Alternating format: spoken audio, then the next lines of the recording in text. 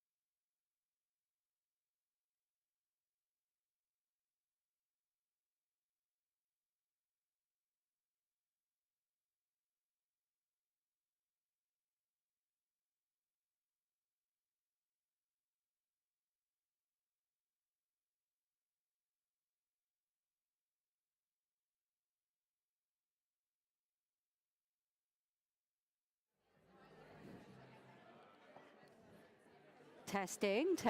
Hello, everyone. Don't you all look gorgeous? How's the food? Good? Lovely. Well, thank you all for being here. It's so good to see you all. Everybody here in the room and also on the live stream. Hi. Hello. Thank you for being here for Trekstock's launch of their new and improved Food and Cancer Guide. This is designed to cut through the noise and give people living with and beyond cancer clear, practical, and most importantly, evidence-based support on exactly what we're putting on our plates, which we all need, don't we? Tonight we have an extra tasty panel for you all. We have experts alongside those with lived experience and creative talent for a night of myth-busting, honest insight, community combos, and most importantly, let's face it, a real good time, guys, right? We're going to have a real good time.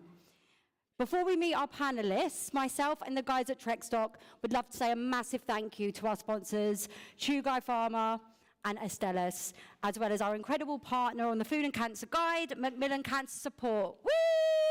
Woo!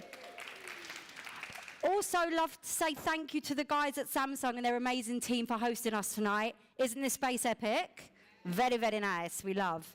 And I also wanted to congratulate the team at Trekstock, because Trekstock are a small charity, but they're very, very mighty. And running events for the community like this takes a lot of hard work. So a massive applause to Team Trekstock and the volunteers tonight, please. We're very, very grateful to have you. And personally, I'd like to say a very heartfelt thank you to Sophie and Holly for trusting me on hosting this tonight. Trekstock have been with me since day diagnosis and still be standing shoulder to shoulder 10 years later. What? It's pretty special, if you ask me. So, right, enough of the soppy stuff. If you could please share any videos and pictures you take tonight, pop them on the Instagram and the TikTok, tag Trekstock and hashtag Food and Cancer. We'd be so grateful. The more people that have eyes on this guide, the better. So thank you so much. You all should have guides on your seats as well. Let's have a little flick through. Right then, shall we meet our lovely panel? A round of applause, please. Come on up. We're coming. I'll sit here. There's some high shoes, Toral. Who's sitting next to me? Not me. I'll take that one. I must smell. Does anybody want water? While I'm here. Anyone? You're all right? Thanks. Okay, well, I don't like to introduce people, not because I'm rude, but simply because I never get it right. So I'm going to go down the line, and if everyone can introduce themselves and let us know who you are and what you're doing on the stage. Go on, Ailsa. Okay, my name's Ailsa. I am a consultant oncologist. I work at Guy's, and I was involved in the original iteration of the Food and Cancer Guide back in 2019. And also this one. Oh, yeah. But I'm Toral, I'm a nutritional scientist. I made the food that you're eating. I helped to, thank you. And then helped to write the guide, helped to review the guide, and just been involved with Trekstock for the last 12 years. So as well as being a nutritional scientist specializing in cancer, I also had breast cancer age 29, and I wished Trekstock was around when that happened. So my name's Anisha Patel. I'm an NHS GP, and I'm also a bowel cancer survivor. I've written my way through cancer at Doctors Get Cancer Too, and I'm now a speaker and an author and broadcaster as a result of my cancer experience. And I'm here today to hopefully shed some light on this brilliant thing that's been written, because I wish it was around when I had cancer. Hi everyone, my name is Monika Siemicka. I am a dietitian. I'm working at Guy's and St. Thomas's, and I've been a dietitian for about 20 years now. So worked in lots of different areas, and I've also worked on the original booklet as well as this one. So it's lovely to be here and share my knowledge with all of you. Hi guys, I'm Abby. I run a Malaysian restaurant in Clapton in Hackney, and I've been going through breast cancer treatment for the last 2 years. Hello, my name's Josh. I am a dual-trained doctor, currently A&E and nutrition counsellor, working with people on their relationship with food. I run a social media, wrote a book, I do fun things, and I like to say I do lots of hobbies all at the same time, which is lovely. If you will give me a little bit of leeway, I have an 8-day-old baby at home. Yeah! But it's a cheer, it's also a why are you here? And my wife has been kind enough to let me out briefly. So I do have notes, and if I use my notes more than I would do normally, it's because I am a little tired. So bear with me, but thank you. Thank you so much. Massive round of applause, guys. We'd like to have them. So I don't know about you guys who experienced cancer in the audience, but I still remember being diagnosed and all my mates being like, are you going on this diet? Are you going on that diet? Are you going to do this or that? And because I was a relatively healthy eater anyway, I never really bothered about it. And when I started treatment, all I wanted was stodge. Like me and delivery were like this. Other fast food providers are available. All I wanted to do was fill my body, keep my calories up. That felt like the most important thing. So this I'm gonna ask Abby, Anisha and Toral, with our lived experience on the panel. How did your relationship to food change following your own cancer diagnosis? And is this something you still consider today? Do you wanna go, Abby? Yeah, sure. I think the moment I got the diagnosis and knowing there was a lead up to chemo starting, I think it kind of went the opposite way of eating healthy. I was more like, there's a countdown. Yeah. It's time to hit all my favorite restaurants before I can't eat at them anymore.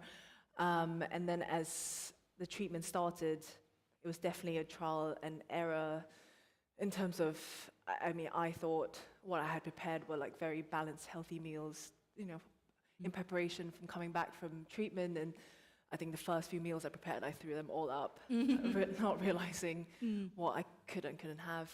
And so that was basically the journey throughout, just figuring out what was suitable, during the first week after treatment, second week, and then, the last few days before the next round of treatment, when I started to feel a bit better, I was definitely then able to, cook up something a bit more interesting and with a bit more spices. And I think how it's affected to me now, it's sort of left an underlying anxiety in terms of how I approach food now, and what I never had cared what was consuming before.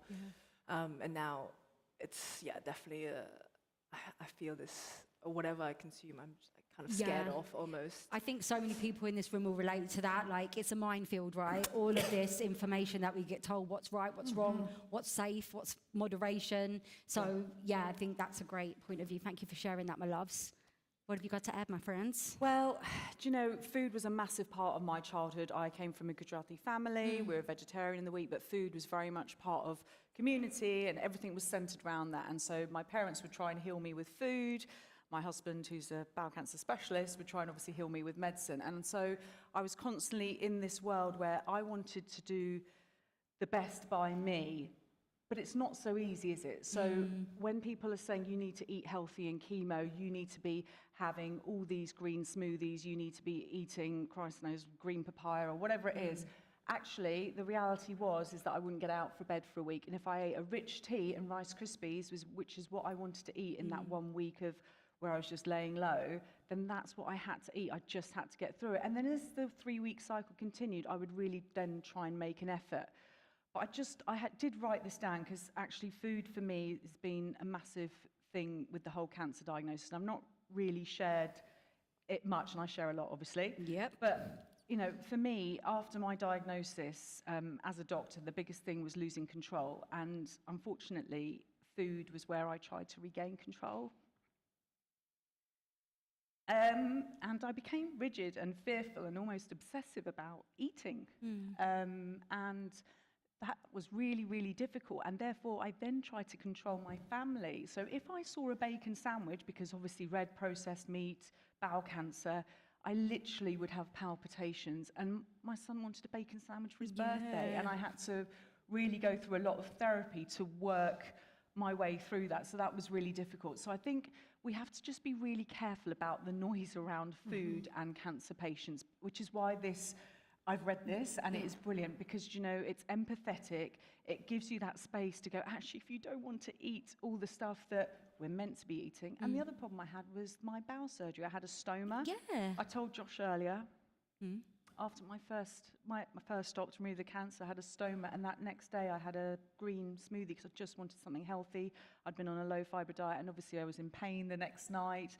And then I've obviously got bowel problems, so I couldn't eat loads of fibre for a long time, yet I know that I need a good gut microbiome. As a doctor, everything was conflicting the whole time, so it's not as easy. So thank you for writing. Oh, I'm going to give you a cuddle. Can we give Anisha a round of applause? Oh, wasn't going to share that. No, it's so important, and thank you for being so vulnerable with us and sharing that, because I know you won't be the only one. I'm proud of you, and I love you. Toral. So I just want to echo that. I have so many patients, and they're in the same position as you and in Abby.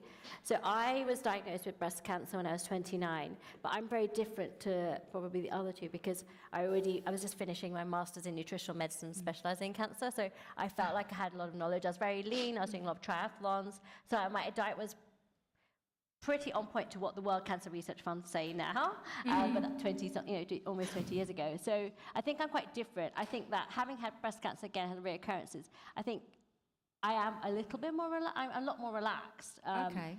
Because, I mean, these things can happen anyway. You've got to enjoy life. And I'm a huge foodie. I love to cook, as hopefully you've all got to taste.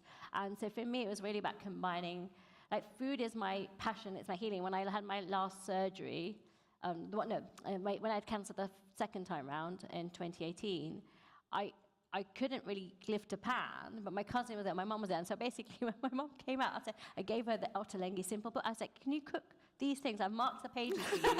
These are the things. So I think I'm quite different to everyone else, but when I work with patients, I come across so many different things where they don't know what to eat, they're too scared to eat. Like, I had a question the other day, should I have honey in my, tea or whatever it was? And I was like, don't worry to it, because it's sugar. But I said, what would you have instead? So she said sugar. I said, well, what do you think the difference is?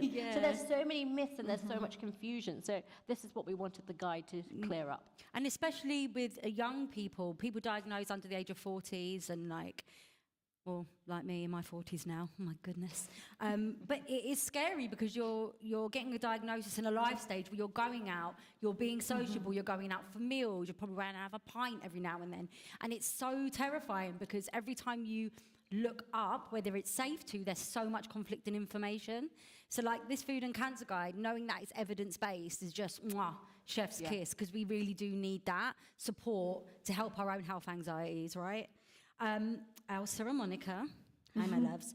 I know patients will have so much swirling around their heads when they hear those words, you have cancer. We don't like to hear those words. But I'm interested to know if food and nutrition is ever something they broach with you. Is it more like, can I have a Prosecco, or should I live off kale? And what is the wildest diet suggestion patients have come to you with? I'll start with you, Monika. I think, like you guys have already touched on, when they come to me, I mean, they definitely talk about nutrition. That's why they've come to see me. It can really depend. Some people have already started to make changes and are scared of what to eat and have started to cut out foods. And so then there's a conversation around that. And I very much sort of try to make an environment where they feel safe, where they can share those things, because a lot of people worry about being judged, particularly if they're there with family members, because sometimes, like you said, it's the family they're coming from a very good place, but they want you to make those changes because they believe that's what's going to make the difference, and that can cause conflict. So it's having conversations around that as well. So I've had people do all sorts of things, or some people, say to me, well, I've completely lost my appetite, I can't eat anything. So then it's really thinking about whatever you fancy, great, that's what you should be going for. Okay. In terms of the wildest things, I've had, I suppose, all sorts of things come at me. And again, it's because people want to do the best they can for themselves. So I totally get that. I'd say this is actually not a patient that comes to mind. This isn't from a cancer patient, but someone who I saw in diabetes clinic was eating a kilo of steak a day and nothing else. Whoa. So the same time every day would have that kilo of steak because that's what he believed was good for him. So I suppose wherever you are, whoever you're speaking to, everyone's going to have made that decision about what they feel is good for them. And then you're there to have that conversation, say, this is what we know, this is what the research shows, and try and help them sort of make that decision for themselves. Thank you. Ailsa.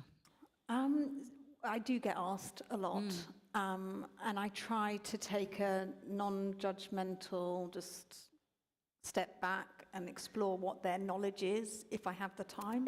Yeah. But it is an overwhelming question, and I think a lot of people come with misinformation. I think that's one of the reasons this guide started in 2019 because we were quite active on Instagram discussing a lot of the misinformation that was out there. So that was one of the big proposing reasons to do it. So people come to me with misinformation, but people also come to me with the fear, the anxiety, the familial conflict. And my overriding message generally is there's support here. I have specialist dietitians in clinic with me who can see you. We'll book you in to see them. Tell me what's going through your head. Tell me what your sources of information are. I really try to be non-judgmental. And then ultimately, I think you guys really said it well, but this is a long process, and there will be times where Rice Krispies is fabulous. And there will be times where we can do green smoothies. Yeah. And it's just kind of trying to explain all that, often at the beginning when people are very overwhelmed. So just trying to say that there's space for this, not just bat people off and say it's not, because it's not a non-worthy topic, it's worthy of my time, I will talk to you about it. But let's just, each step at a time, go through the journey, because it will change. Can I ask as well, like all the GPs and medical professionals on the panel, I always think like it's such a minefield for us to understand what might be worthwhile and what might not be worthwhile in terms of our diets.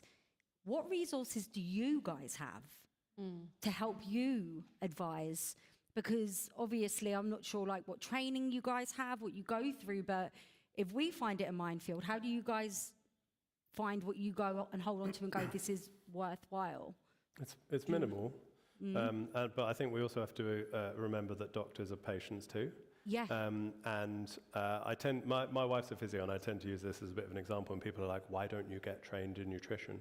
But I also don't get trained in physio, right? And so if I go in and I see a patient who's broken their leg in A&E, I'm not giving them physio advice before they go home as well. I'll give them the real basics, but they need to go and see their physio or go and see a physio. And we're not giving enough credit to people who are genuinely trained in dietetics because we should be, because they are way more experienced in nutritional science and reading that research and understanding it than we are. And we tend to, in my opinion, we come to a lot of harm when doctors try and interpret it without the genuine understanding and training. So I think we need to start being a bit more obvious, because everybody eats and everybody has an opinion, and so doctors have an opinion, right? And they're like, oh, well, I think that would be a great idea. Just cut out all ultra-processed foods. And it's like, let's defer to our colleagues who know what they're talking about, and be honest about that, and realize that we have a multidisciplinary team for a reason. Perfect.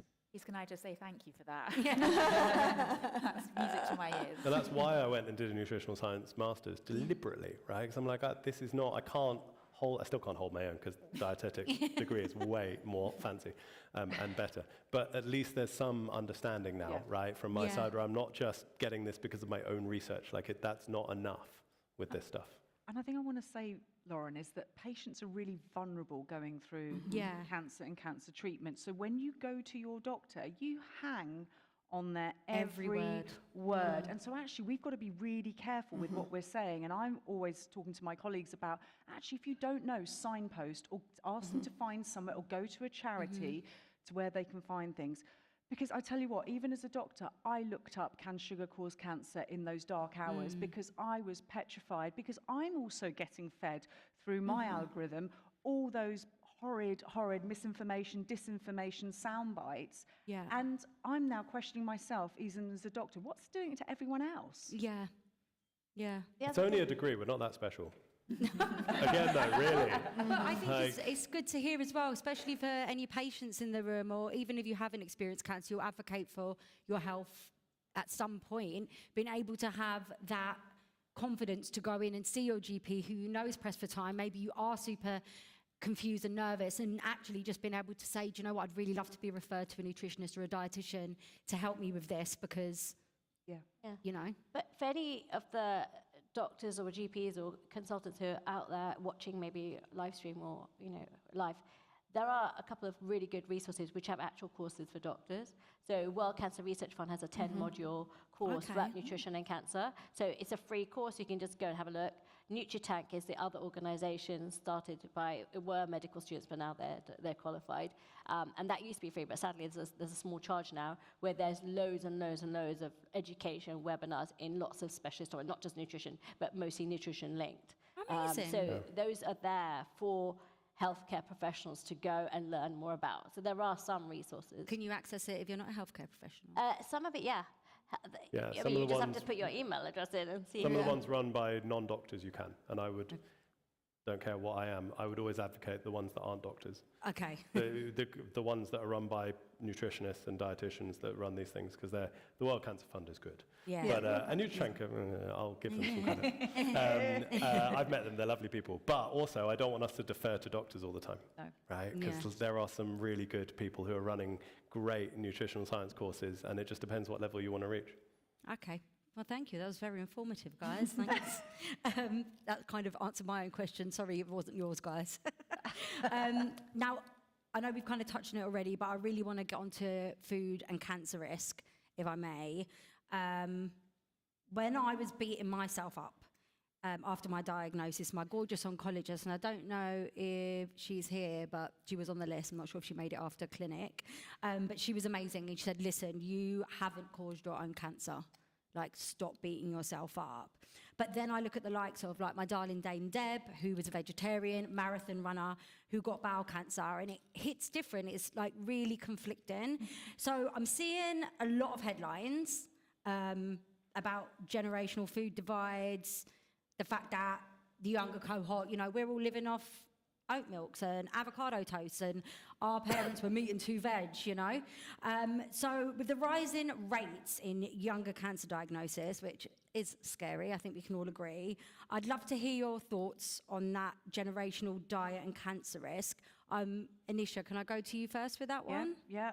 So, you know, that's obviously one of my passion projects. I was diagnosed at 39, and the Cancer Research UK knows the 25% increase in early onset cancers from between 1995 and 2019.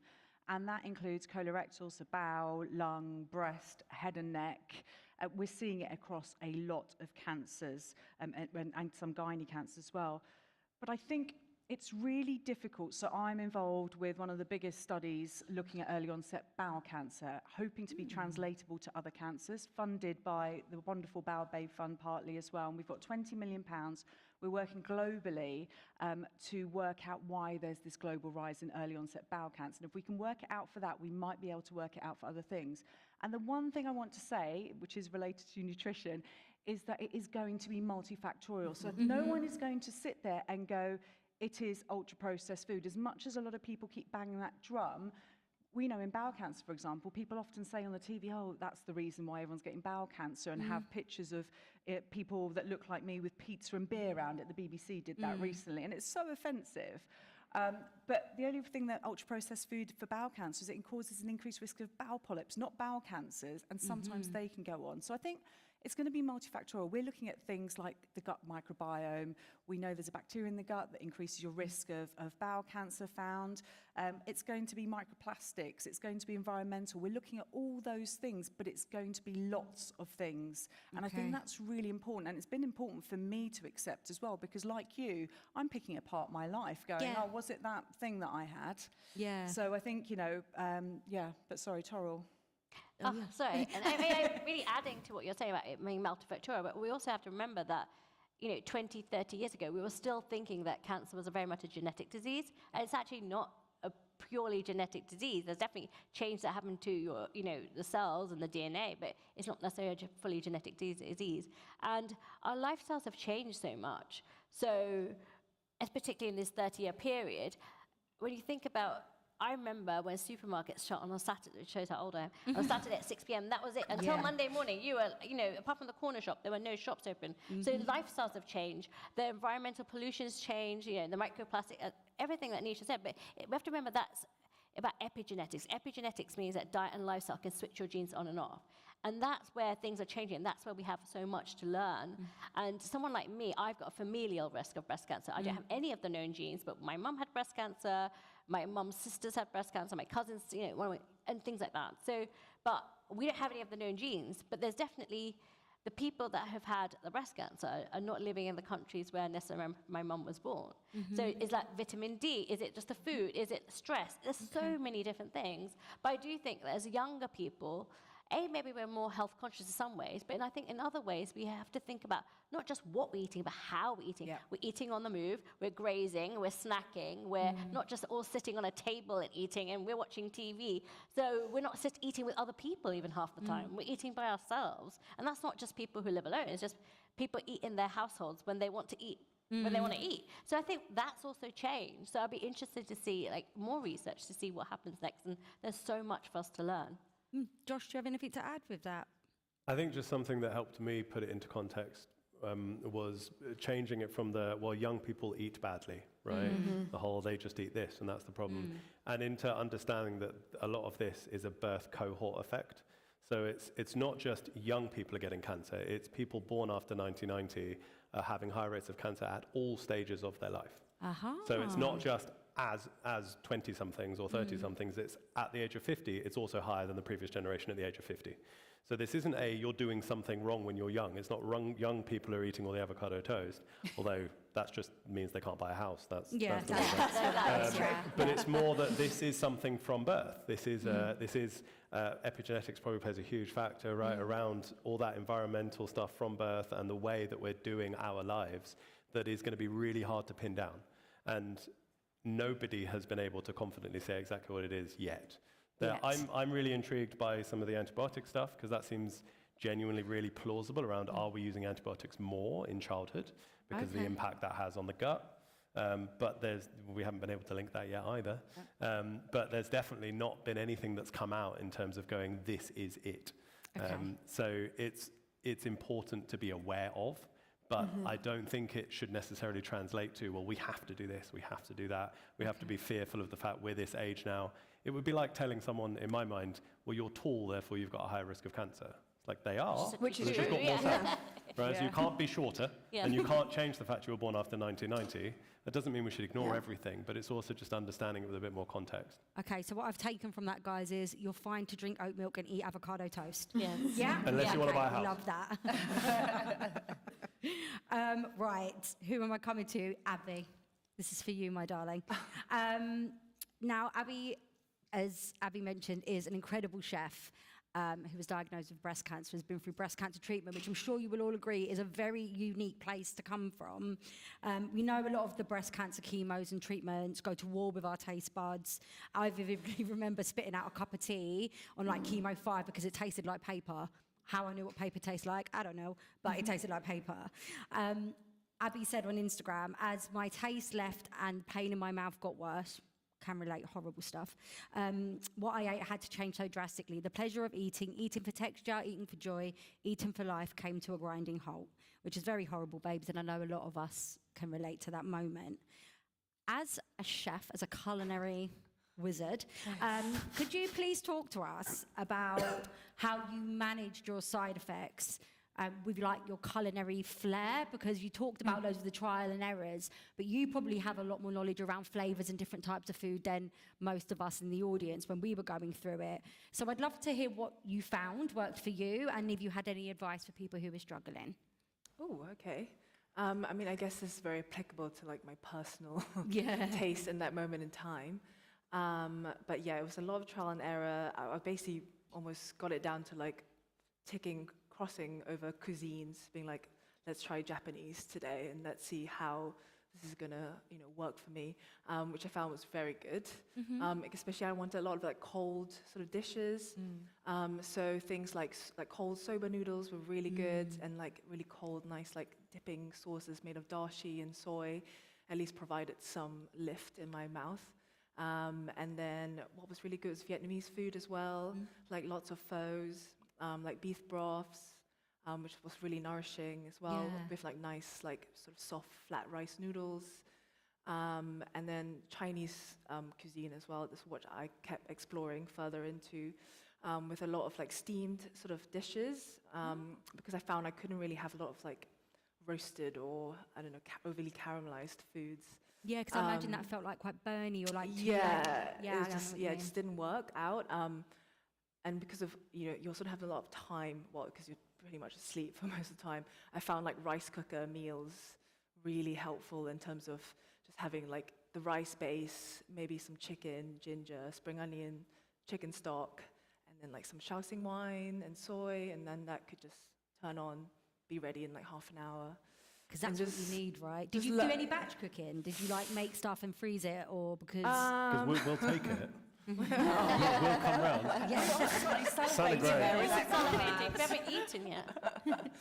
The batch cooking was good for the soups for the first week when I couldn't really have any solids, and so just deciding the different like spices for each soups was quite a fun challenge. I guess the biggest challenge was I just couldn't have Malaysian food because of all the chilies and Yeah. lots of sour tamarind curries, and that Yeah. was the biggest miss. I actually remember as well, one of my best mates who lives up north, she came down to visit me. This was right towards the end of treatment, and I was gagging for a porn star martini, I cannot tell you.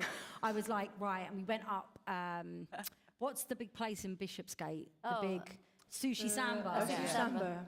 We went up there for cocktails. It was a beautiful blue sky day, and I was so excited because I was like, right, got my next round of chemo next week. I'll be fine to have a porn star martini.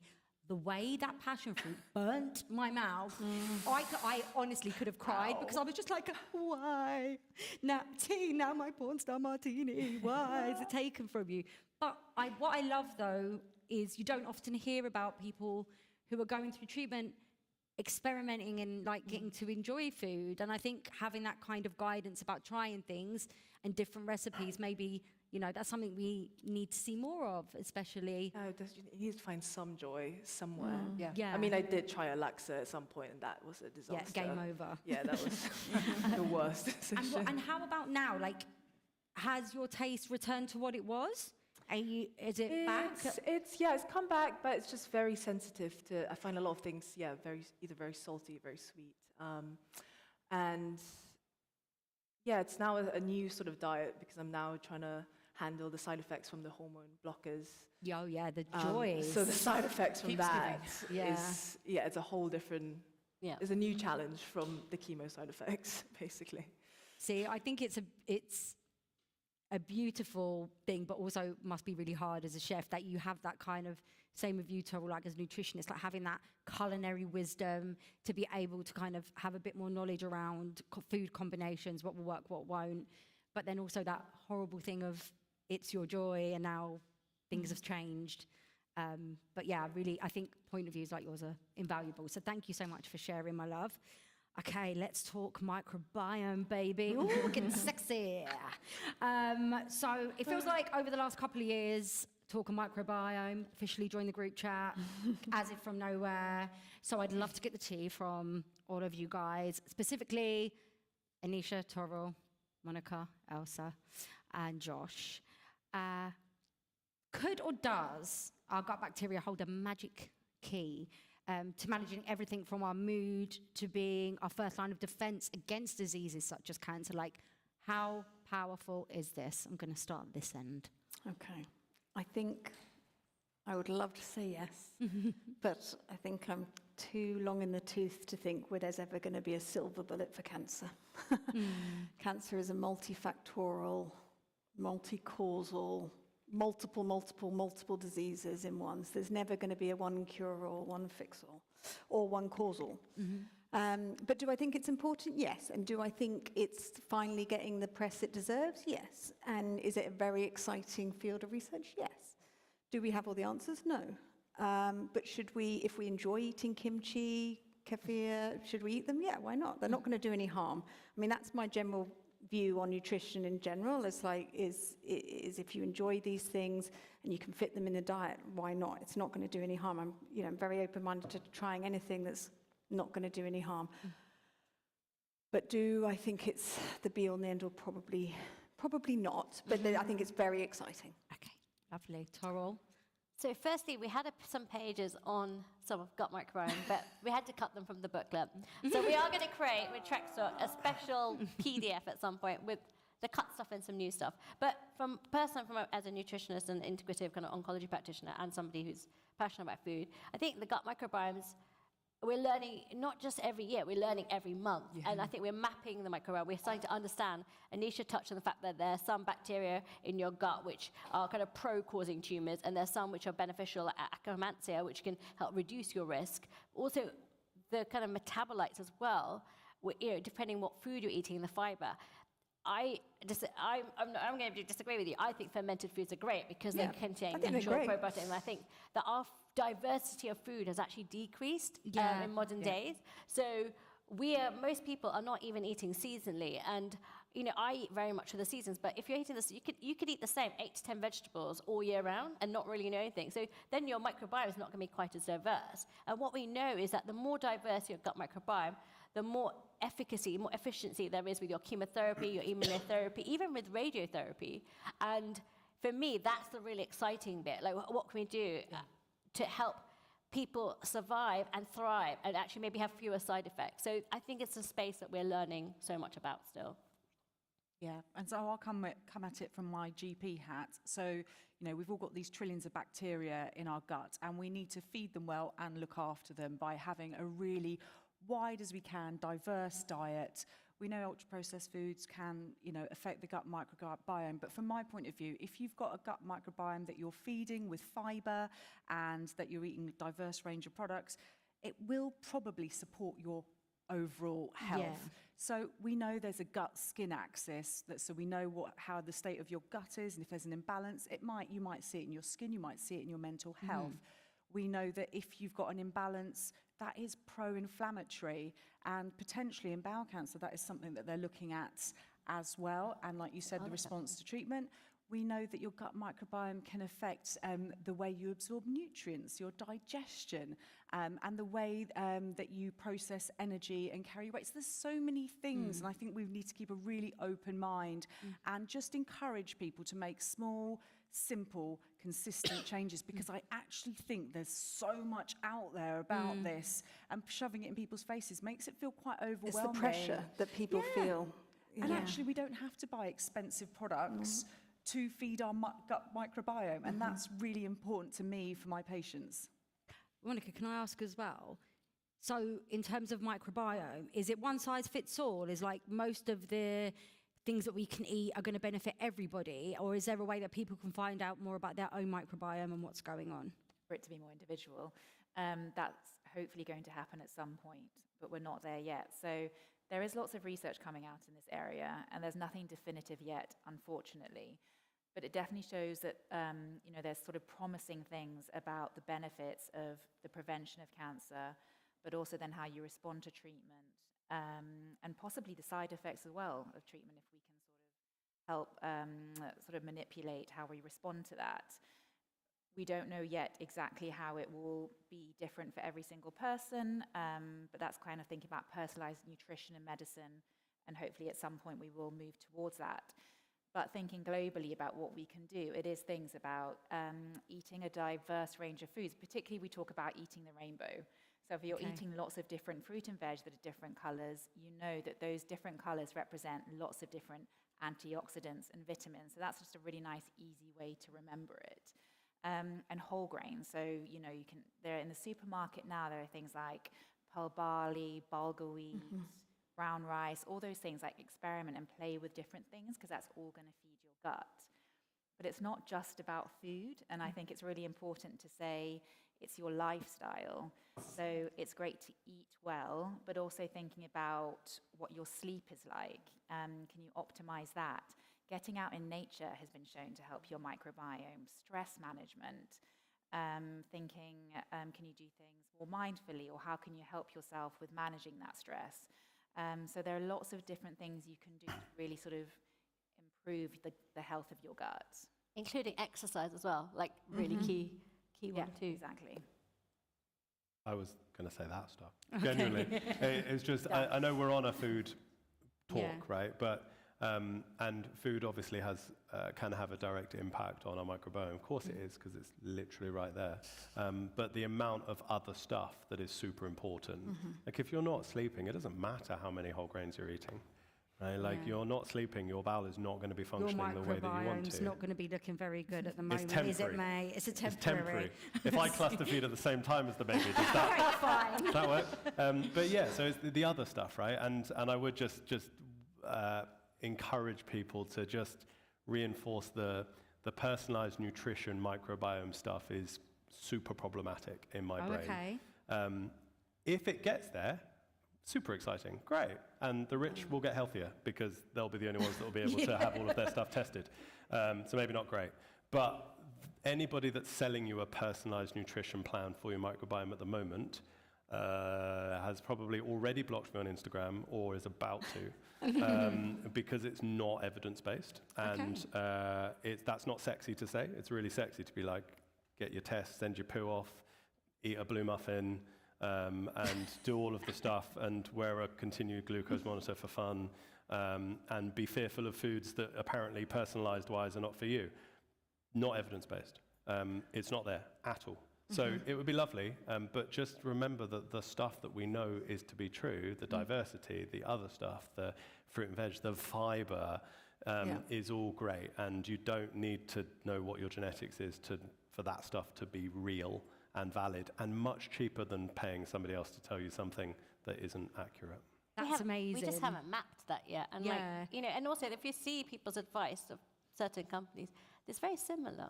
Yeah, I think that's going to be really Just helpful as varying in well, cost. because I think that all of us are susceptible when we're anxious around food to those kind of services. So it's really helpful to hear that from the doctor's mouth. It's also very helpful that you guys have just talked about exercise, because the guys at Trek Stock are a wellness charity. So that's mind, body, and your food. So there's some really exciting stuff coming from Trek Stock in the very near future, with some on-demand things, and they always have loads of meet and moves and things going on. So keep an eye out, please.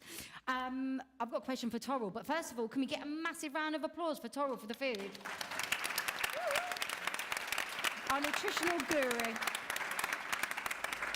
So this guide that you've worked on, and it's got so many delicious recipes.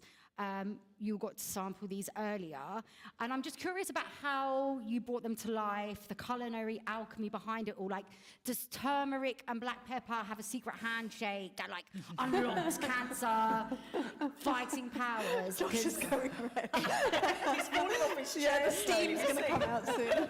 Sorry, I'm here. But yeah, I'd just love to hear a little bit more about what makes these particular recipes, what made the cut and what makes them so special. So just the turmeric and black pepper, it just makes it a bit more bioavailable, but we'll move on very swiftly. So I think the way the recipes came together, you'll see that we've actually tried to look at some of the myths and also some of the issues that people have. Like, for example, if you have a sore mouth. So I was thinking, what can I do for people who have a sore mouth? They want to eat something nutritious, they want to have something tasty, but their mouth's really sore with mouth sores from chemotherapy and other treatments. So I was like, oh, I think something cold would be really great. And I think that's what, Abby was talking about, cold soba noodles. So we came up with this kefir matcha because everyone likes matcha at the moment. It's green tea, we know that if you have more green tea, Yeah, green tea's good. it's definitely linked with having, lower risk of cancer or recurrence. But the point is that it was something that was practical, but also tasty. So what could we add in? I know that lime juice would make people's mouths burn, but the lime zest doesn't. So it's really thinking about kind of the flavors, but what can we do so that actually solves the problem? With the cauliflower soup, it's really, really simple. I've added tofu. I've been doing that for years with patients and other people who've got really poor appetites, but they want to have some nourishing, protein-rich food, but they don't want to eat something. So with that, I've tried to keep the soup itself really simple, and then go for the chimichurri, which adds it a real pep if people are making it and their mouth's not sore. But if their mouth's sore and they don't have much taste or anything, you can have the really basic version of the soup. So that's how kind of a lot of the recipes came across. The chili is just something I've been making for ages, and I'm like, it's perfect for batch cooking. So all of these things, like the slaw, you can make it seasonal. Obviously, you've all been eating the slaw today, and I want to thank some of the food sponsors for helping us with the food. So Barfoot's, Clear Spring, Isle of White Tomatoes, and I've forgotten the last one, which is terrible, but that's okay. We'll tag them. But I think it's really about thinking about the problems. and then thinking about what flavors go together, and then just experimenting. So like exactly how Abby shared, but really for me it came from like, how do we resolve these particular issues? People who don't have people to, young people often live by themselves. Also, we wanted to make it budget friendly as well, batch cook friendly. Things like the muffins that you have, the breakfast muffins, you can make them, they freeze so well, and then you just take them out the night before. And I've been doing this now since I created the recipe. You just take them out and then you warm it up slightly and just eat it, or just take it on the go. And like, it's something small and nourishing you could have in a chemo chair, Yeah, it's true. And also what I love about the guide is, what it's like after chemo or certain treatments, you are so wiped. And this is the kind of thing, when people say, oh, like, let me know what I can do to help.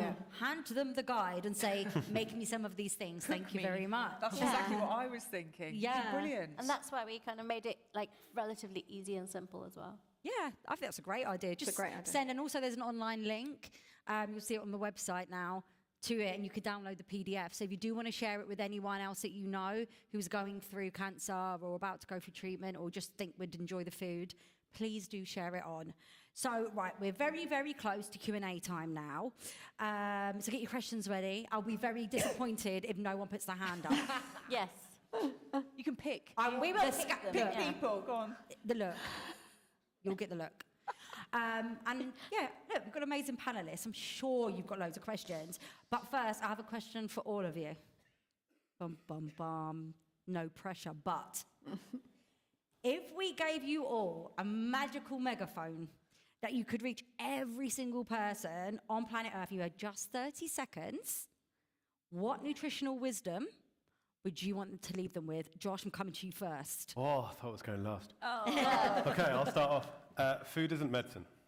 It matters, but it is one small piece of a very complicated picture.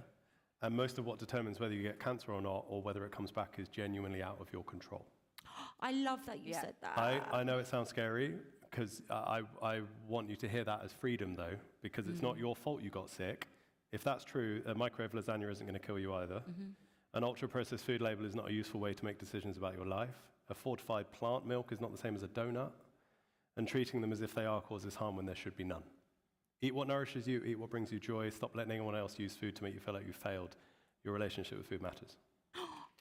Put it on a T-shirt right now. Should we just stop now? Big T-shirt. No pressure, Abby. Here's your microphone. Oh God, I basically had the same line of eat what brings you joy. Yeah. Just because, that was the most important sort of thing I realized halfway through. Eat what brings you joy, and don't be scared to experiment, I guess. Yeah. Wonderful, Monika. Megaphone. I would say something along the lines of, don't worry about trying to get it right all the time. You can't. And I think people do sometimes sort of go down that hole of they need to eat perfectly all the time, and that's impossible. We're human.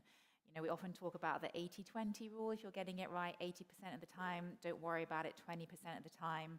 And your body can cope with all those sort of donuts or whatever it is that you feel like having. And it's actually important to sort of honor those things that you want to have. So allow yourself to have those things. And also it's a process. You sort of build up habits over a lifetime, so you're not going to change those habits overnight. You need to make small changes that seem really easy, and day by day, month by month, you can make those changes that you want to do. Thank you. Anisha, here's your microphone. So I guess from following on from my stories, do what your body needs in that moment. Don't let it take control of you. Turn off the scroll. There is so much misinformation out there, and go to reliable sources like charities, like Checkstock, like getting signposted to the right place, because there are so many hurdles as a cancer patient you have to go through. And food is a big one of them, because often it's a risk factor, or people are obviously trying to make sure you eat healthy to recover, but you've just got to do it at your own pace and don't punish yourself for it. So Megaphone. Here you go. I am going to say eat more plants because really, and more fibre because, you know, the average person in the UK eats 18 or 19 grams of fibre, and we really need to be having 30 plus and having whole grains and vegetables and legumes and all those things, which are in the lovely recipes that are in the book, have them. And, like, you know, again, like as Monika said, eat the rainbow, eat the diversity, but also just enjoy your food. Like, make mealtime special. Sit down at the table and enjoy it and just really enjoy your food, because if we're just running around and worrying and we're not having tasty, delicious food, it's going to do you more damage in the long run. Like, I think eating with people is so important, so try to eat with people. Lovely. Ailsa, hang on. Here's your megaphone. Thank you. Wait. Yeah, I was going to say actually what you just said, Toral, but that food is so much more than the sum of its nutrients. You know, we use food to show love. We use food in all of our celebrations in life. There's no celebration you go to when you don't think about food. So it's such a shame when food becomes the enemy. So just really try to stay away from that. Use safe resources. And I guess as an oncologist in the room, my message is come to us, ask us. I don't have all the answers, as Josh says, we're not trained to do it, but I will signpost you, and I'd rather know you're thinking about it. And there are practical things like supplements, like don't go down those minefields. Ask us.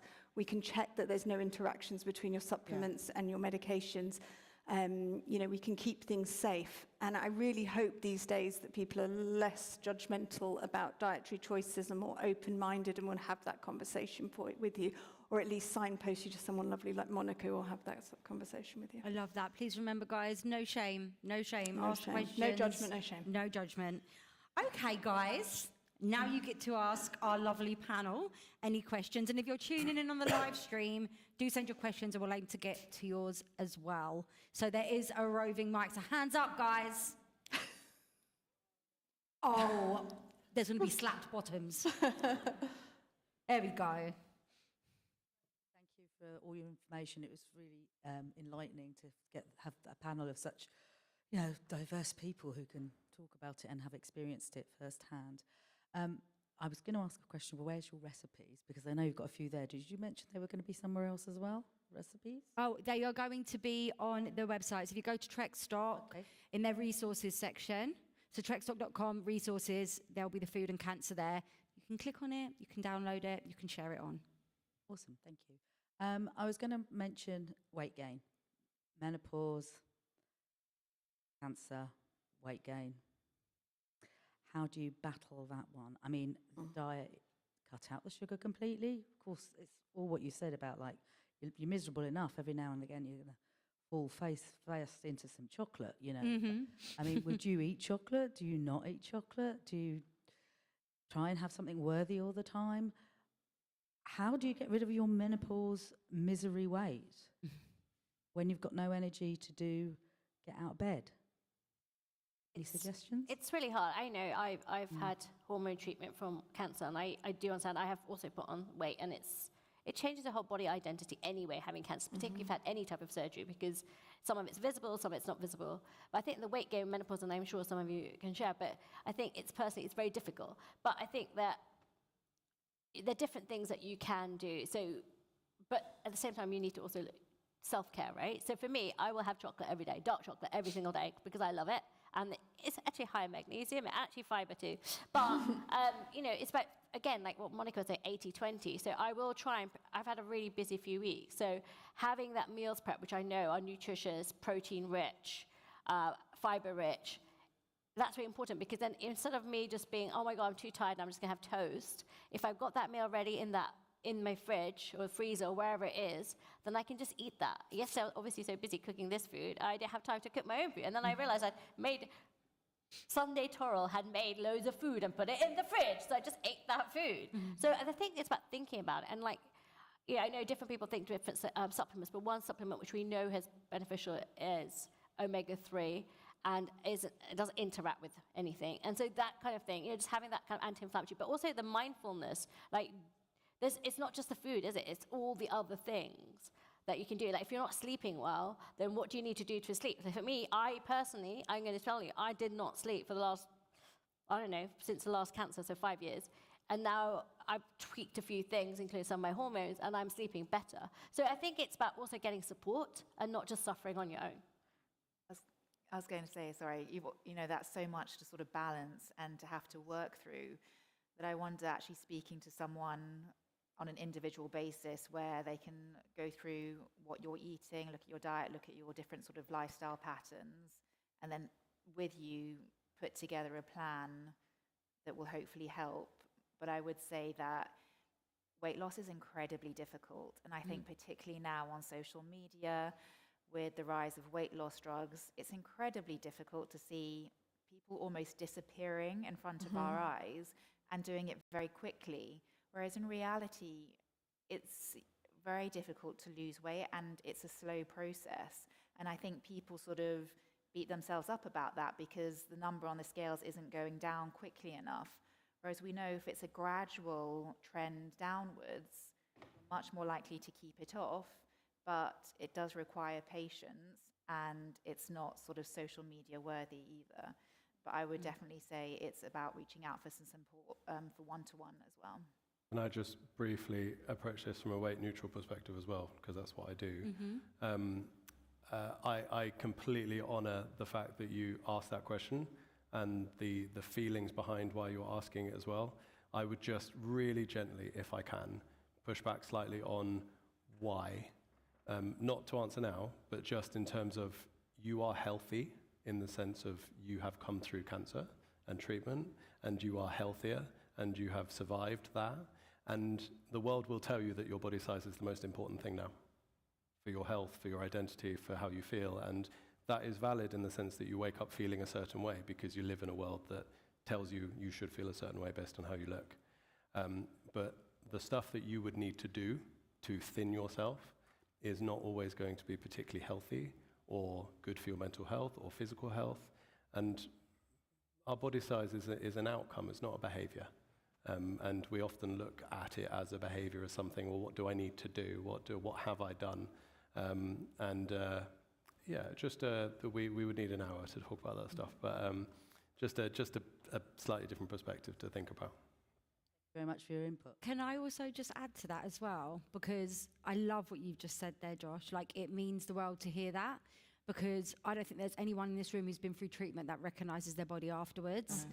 And no, exactly, it doesn't matter what size you are, what your skin's like, anything. The body changes with the treatment, and it's ongoing, changes, especially if you're on hormonal drugs. Something that I've really had to learn to do is kind of practice that body neutrality, being able to look in the mirror and go, there she is, even though that voice in the back of my head is going, where the fuck is my waist gone, right? Where did that go? Where did that disappear to? But being able to look in the mirror and go, there she is, rather than thinking anything positive or negative, it does help, because I find that I've become better at accepting that this is my body, and yeah, there's going to be some things that I'm like, oh God, no. But I think that would be anyone, whether they've been through cancer or not.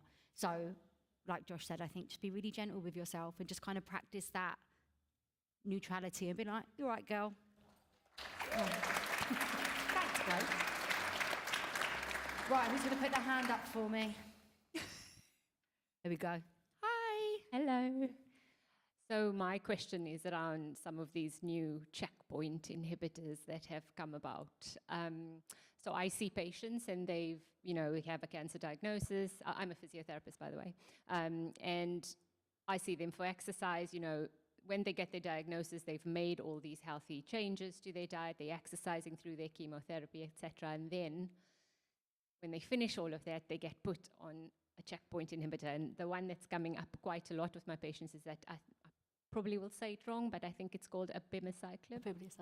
And then they can't eat any healthy food. And I have patients sitting in front of me going, I've made all these lovely changes to my diet, and now I'm meant to be eating a beige diet, things I don't eat. And then the ones who are vegetarian, and I think you touched on it when you were saying that, the ones who are vegetarian who actually don't eat chicken or something like that, they really struggle. So I'm struggling to give them even some form of basic support or advice around that. So I was wondering if, with your experience, you'd be able to touch on it a little bit. Can you also please explain what a checkpoint inhibitor is? That's Ailsa's job. Thank you, because I don't know, I heard that and I was like, what?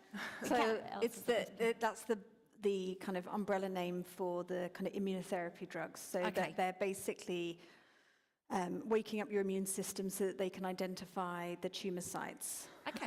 So they are very, very, very different to chemotherapy in their mechanism, in their side effects, and they are the evidence is there that microbiome helps them work better. Yeah. Okay. The evidence is there. Okay, that's what that is, guys. I got it. I got it covered. But I will pass to Toral for the food question, because the food is not my area, about how best to support a mouth that I doesn't... think it's actually quite tricky, and I'm sure Monika will agree, but I think almost that does take a personalised approach, because if their tastes have to change and their desires have changed around food, then what can they do? They can't force themselves necessarily to eat things, but then they have to think about it. Sorry, what did you... They get a lot of stomach issues, Yeah. so diarrhea. So the patients that I've looked after with Ailsa have had quite a lot of, I would say, runny tummy rather than like full-on diarrhea, and definitely much more sensitive, and also their hunger's changed as well. So they're sometimes either really hungry or they're not hungry at all. And again, I think, I mean, Monika, please share, but like I think thinking about what it is that they want to eat, planning those meals, but also looking at what are their tastes. And then some things I found with some patients that some foods affect that digestive system a lot more. So it's almost going to be a process of trial and error to work out what is triggering them, because someone might say, oh, it's any food with any chili, and someone might say it's any food with any cheese. You don't know, right? So with each patient, unfortunately, this is one where you do need personalized support. I think, Anisha, do you want to add? Well, I mean, I think it's learning patterns as well with treatments. So I very much learnt the pattern of how my body was going to feel, and when that window was to eat as best as I could. I went off all protein as well. I'm literally talking about toast, rich tea, and Rice Krispies for a week, and it was heartbreaking for someone who loves to eat well. But I made sure then that I recognised the pattern where actually my chemo-free week was the one that I could really try and get all the nutrition and try and build up, do more exercise, do all the things. And I think it's trying to work out the patterns. Patients need to work out for themselves where that window is and just jump on it, take advantage, because you can't help it. You know, if you're running to the toilet, and believe me, you don't want to put stuff back in and it just, you know, circles and circles. So I think my advice would be, from a personal experience, is find that window when you're able to do something proactive and then recognise it and try and then plan for it, where you get the food in and the goodness. Monika works more in a hospital setting, so she might have more. I was just thinking that during that time where they do have looser stools, going for more of a modified fibre diet can be super helpful. But you can look at all the food groups and pick out the foods that work under that term, so that it's still quite varied depending on what they might want to eat. But also think about what they're drinking, because if someone's having loads of caffeine, they may have done everything that they can with their diet, but if they're drinking lots of coffee or fizzy drinks or whatever it is, that can help, you know, that pushes things through quite quickly. So it's, you know, looking at everything and thinking about that as well. I've got, sorry. I was just going to say one last thing from me was just a lot of that is losing the joy from food, right? It's all of that stuff that brings them joy that they don't then have anymore. Yeah. The fear that they're not eating what they're supposed to be eating, but they're taking the drug that's going to stop it from hopefully coming back, but then they're not eating the thing that's supporting that, and then they're on it for 2 But look, years. there's a lot of practical stuff there, 100%, right? But I also think there's a relationship with food side there, in terms of they are almost, they are likely to also be a bit restrictive on other foods that perhaps their body could tolerate, but they don't think they should be having as well. And so if you already have some element of restriction going on in there, then when you then can't eat the foods because your bowels are moving fast and things like that, things just become super restrictive. So I think there is something to be said about just kind of going, let's make no foods off the table unless it doesn't work with your body right now. Because there are, a lot of the time, there's other stuff that could work, that could bring them joy, but feels like it shouldn't be consumed. Or it's the wrong food because I'm recovering from cancer. And I think some of that is worth a challenge, in the sense of you are recovering, you're doing well, you're getting healthier, your body needs nutrition, and that nutrition can come from any source at the moment. Thank you. Thank you. We've got time for a couple more questions. Yes, I've got an online question. So, okay. Dr. Josh, your posts have been so helpful to me on Instagram. Your view is always really balanced. there's a lot of noise out there, things like cutting out sugar, cutting out alcohol, crushing apricot kernels. And some of this advice is coming from people who have survived cancer. So is there any truth in it? And what would you say to all of us who are watching it? Our esteemed oncology consultants would be doing this stuff, and they would be recommending it if it worked. We're not holding these magical solutions back because of any particular. We don't get paid more if more people get cancer. It's not a thing. So there isn't. There almost never is in the kind of unique things that get sold as being the solution to certain things. Please don't crush apricot kernels. It can be pretty harmful to you if you start consuming them. So yeah, I would just take a step back and take it back to basics. It's not always as sexy, but it is a lot more accurate. I'd also just add to that that when someone's promising you something that sounds too good to be true, it usually is. And when there's sort of an attention-grabbing headline on Instagram, Clickbait. where they're promising you something, Or it comes with a big price tag. exactly, that is a very good time to question why they're saying what they're saying. And can I also ask, like, very roundabout, very quickly, because I know we don't have long, where they mention sugar and alcohol, because I, for one, want to know this. Is it everything in moderation, or is it? Alcohol is, and unfortunately, any alcohol, at least with breast cancer, it can increase your risk of recurrence. That doesn't mean I don't drink.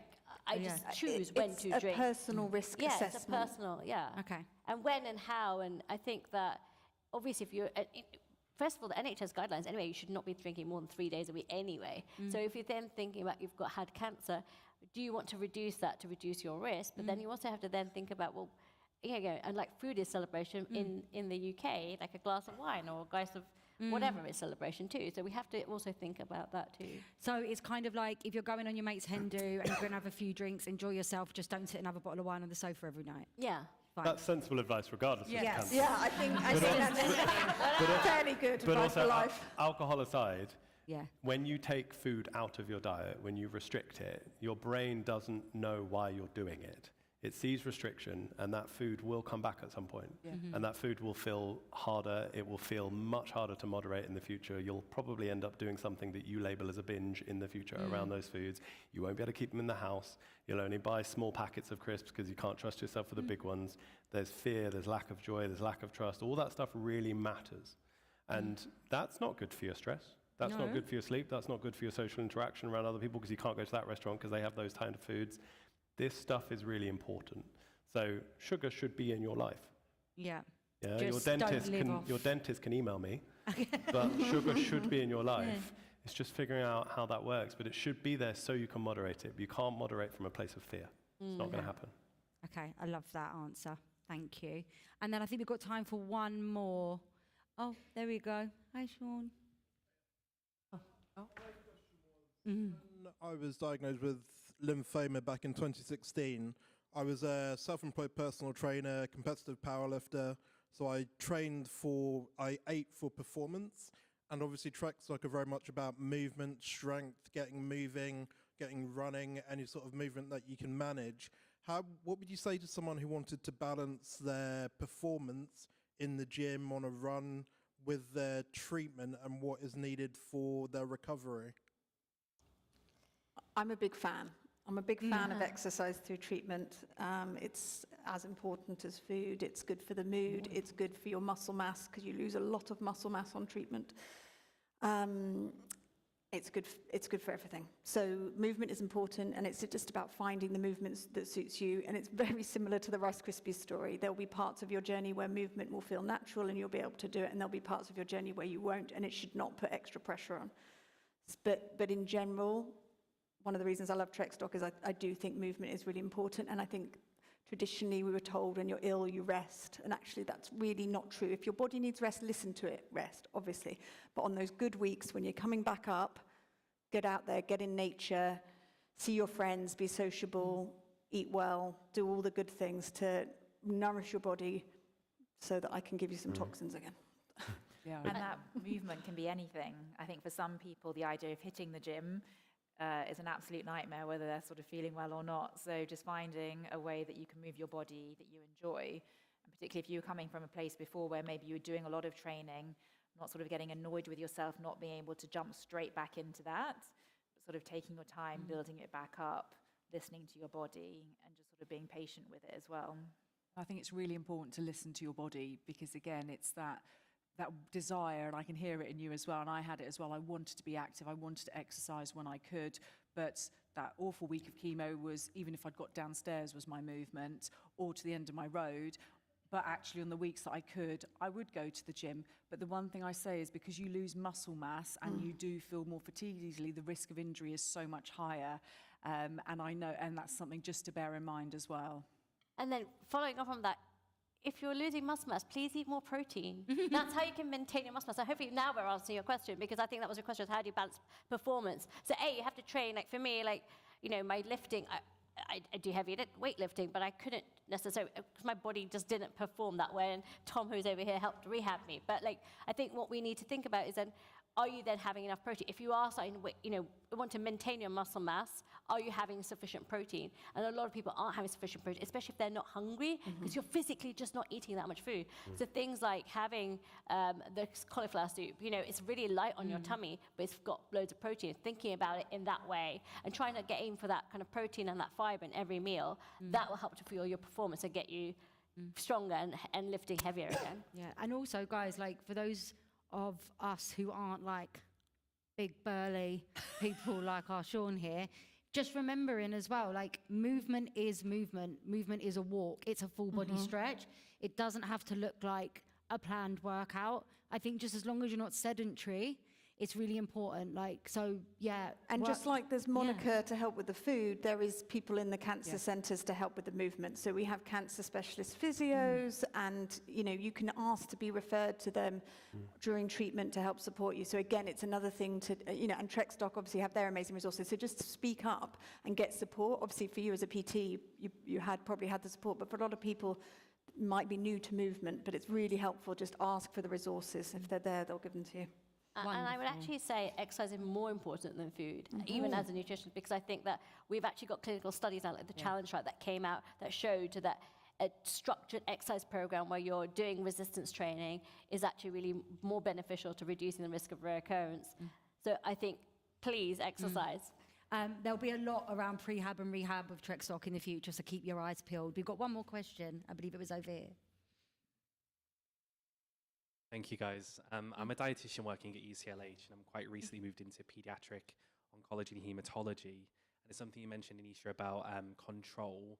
Of course, with children, control's a big one for food, and I'm negotiating both the parents and the children's control. So any more tips and tricks are more than welcome. Wow. First of all, hats off to you. Yeah, that's a tough job. I mean... Josh, it's hard. It's so hard. The issue is that cancer or not, our relationship with food as parents influences how our kids grow up, looking at food and seeing food and managing food, and what happens when they leave the home and they finally get to choose their food for themselves. And you know, I've worked with over 100 one-to-one clients on their relationship with food, and I haven't met one person for whom their childhood wasn't important. And I can only imagine the added stress of, as a parent, going, well, I want to do everything I could, right? Like I've read this, and so I might as well try it. Like, they're going to have juice now for the next week, because if I don't do it and they don't get better, I'll always think I was the problem. And so there is going to be, I don't know how much therapy is available in that setting as well around this stuff, but the parents need support a lot here to not get in the way of what is going on, because their kids need to be nourished with energy. And a lot of the stuff that I see, and not in the hospital setting, because I'm A&E now, and so I don't see as much of that, fortunately, but the stuff that I see is quite restrictive. It never tends to be the opposite when stuff is done in this way, and restrictive in cancer treatment is bad. So please help. This is not... I'd say, and I'm sure you're doing this, but having a very open, honest conversation with the parents, preferably without the child there at some point, explaining everything we know about how nutrition is important in cancer, and what we also know isn't helpful. And I've worked in pediatrics as well, where it's very emotional. So also you sort of being able to be in that room with them and be able to handle that.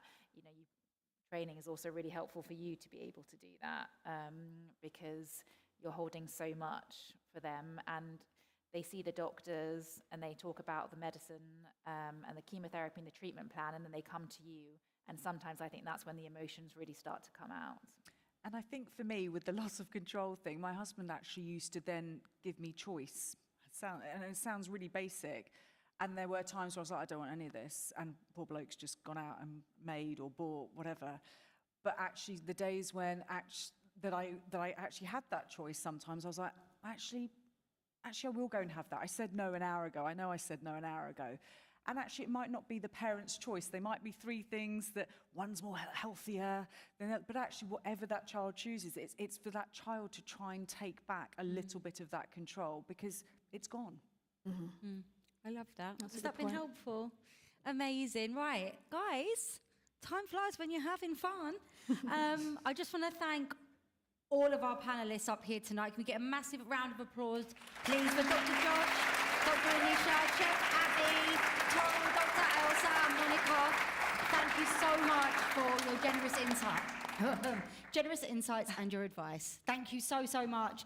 Also, a massive gracias and thank you again to our event sponsors, Shugai Pharmisa and Estelas, and the incredible team at Macmillan Cancer Support as being the partner on the Food and Cancer Guide. I want to say thank you to Samsung again for hosting us, and of course the amazing volunteers and the team at Trek Stock. Woo!